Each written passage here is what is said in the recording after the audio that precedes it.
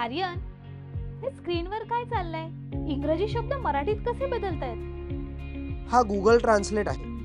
हा एक जादुई साधन आहे जे विविध भाषांमधील शब्द आणि वाक्य एका भाषेतून दुसऱ्या भाषेत अनुवाद करते. तुला त्याबद्दल जाणून घ्यायचं आहे का? हो ना, मला नक्की जाणून घ्यायचंय. चला तर मग एकत्र शिकूया.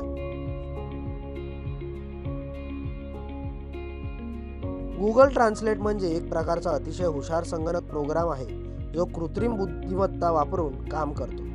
तो भाषेतील शब्द आणि वाक्य ओळखतो, त्याचा अर्थ समजतो आणि त्याचं भाषांतर दुसऱ्या भाषेत करतो. पण हे इतकं जलद कसं करतो?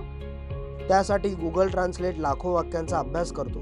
त्याला जगभरातून खूप डेटा मिळतो जिथे लोक एकाच वाक्याचे वेगवेगळ्या भाषांमध्ये भाषांतर करतात. AI त्या डेटा पॅटर्नचा अभ्यास करतो आणि योग्य शब्द जोडतो.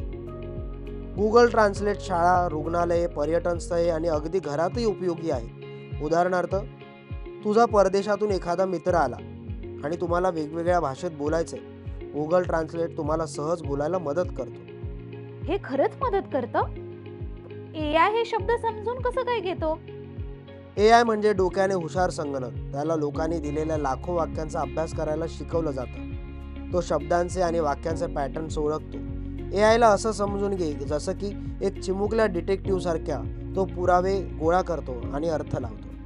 आर्यन, जर AI ला पॅटर्न्स ओळखता येतात, तर तो कधी चुकतो का? हो, कधी कधी चुकतो. भाषेतील काही शब्दांचे एकापेक्षा जास्त अर्थ असतात.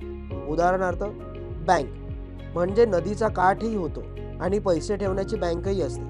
पण गुगल ट्रान्सलेट सतत सुधारत असतो. म्हणजे तो शिकतोय, जसं आपण शिकतो. बरोबर, AI देखील शिकतच असतो. गुगल ट्रान्सलेट खूप उपयुक्त आहे, पण त्याचा हुशारीने वापर कर. काही वेळा भाषांतर अचूक नसतं, म्हणून जेव्हा महत्त्वाची गोष्ट असेल तेव्हा योग्य व्यक्तीशी सल्लामसलत कर. आर्यन, मला आज खूप शिकायला मिळालं. गुगल ट्रान्सलेट म्हणजे AIचं एक चांगलं उदाहरण आहे. आणि तुला माहिती आहे का, अशीच अजून अनेक AI साधने आहेत जी आपल्याला जीवन सोपं करायला मदत करतात.